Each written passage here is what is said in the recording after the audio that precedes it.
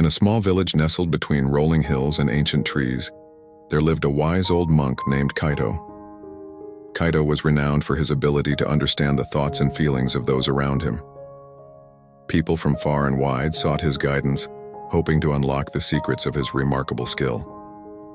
One day, a curious young villager named Akira approached Kaito, eager to learn the art of reading minds.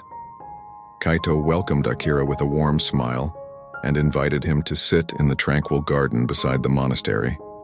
The air was filled with the soothing sounds of nature as the gentle breeze rustled the leaves of the surrounding trees. "Master Kaito," Akira began, "I have heard of your extraordinary ability to read minds. Please teach me how to do the same." Kaito chuckled softly and replied, "Ah, young one, the art of reading minds is not about delving into the thoughts of others, but understanding the nature of the mind itself. Come, let me share with you a story that may illuminate the path you seek."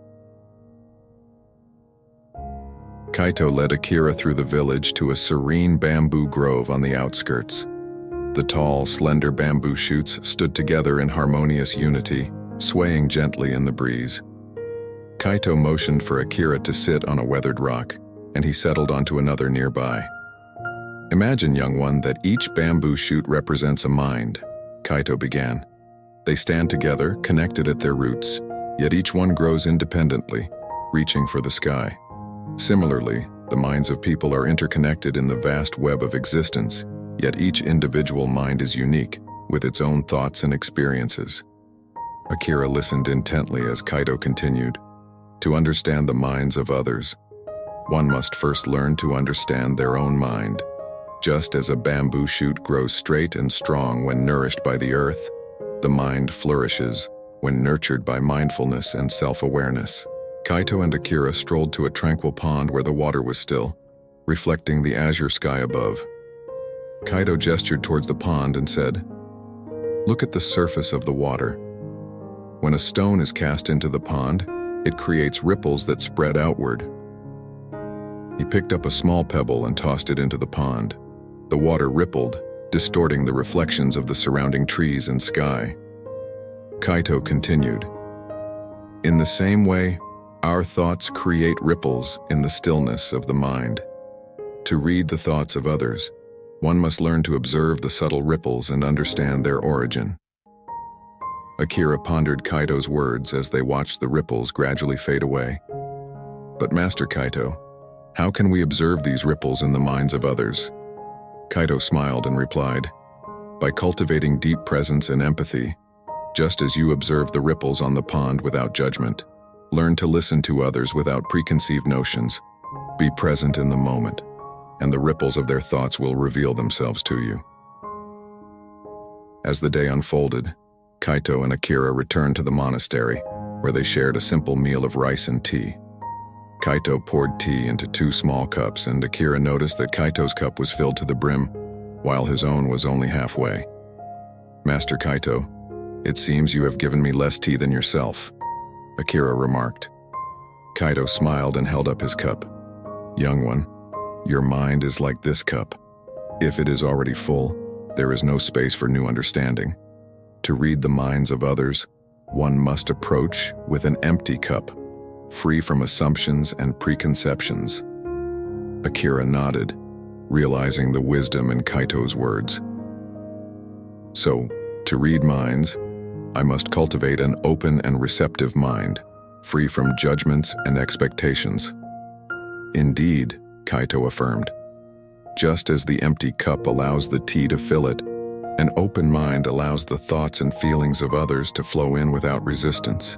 As evening descended, Kaito led Akira to a clearing where the moon cast dappled shadows on the ground. Fireflies flickered in the night, creating a dance of light and darkness. "Observe the dance of shadows, young one," Kaito said. "In the interplay of light and darkness, we find the beauty of existence.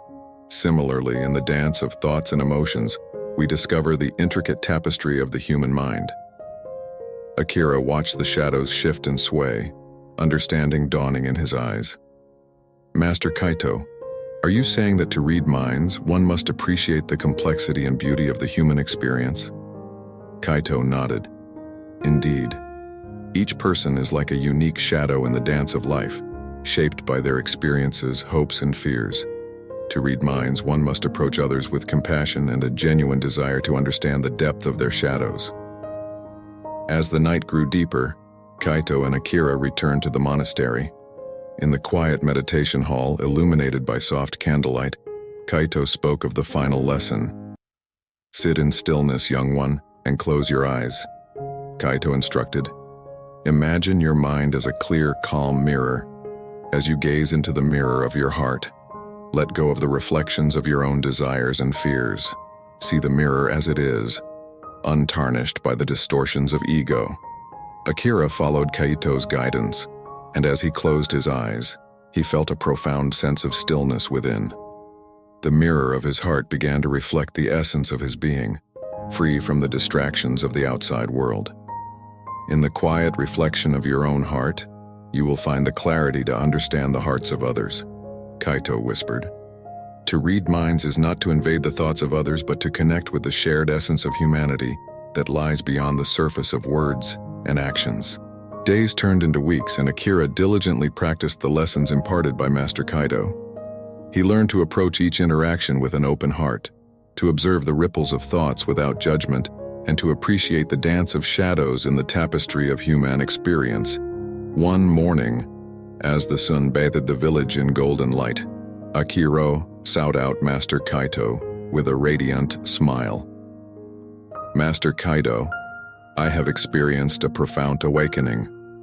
I can feel the thoughts and emotions of others as if they are a part of me. It is as if we share a common thread that binds us together." Kaito nodded, his eyes filled with gentle understanding.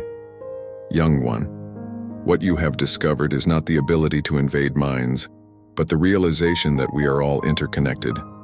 In the silence of your own mind, you have found the resonance that connects you to the hearts of others. This is the true art of reading minds." In the years that followed, Akira became known throughout the village for his compassion and understanding. People sought his counsel, not because he delved into their thoughts, but because he listened with an open heart and offered insights that touched the very core of their being. One day, as Akira walked through the bamboo grove, he encountered a young villager who appeared troubled.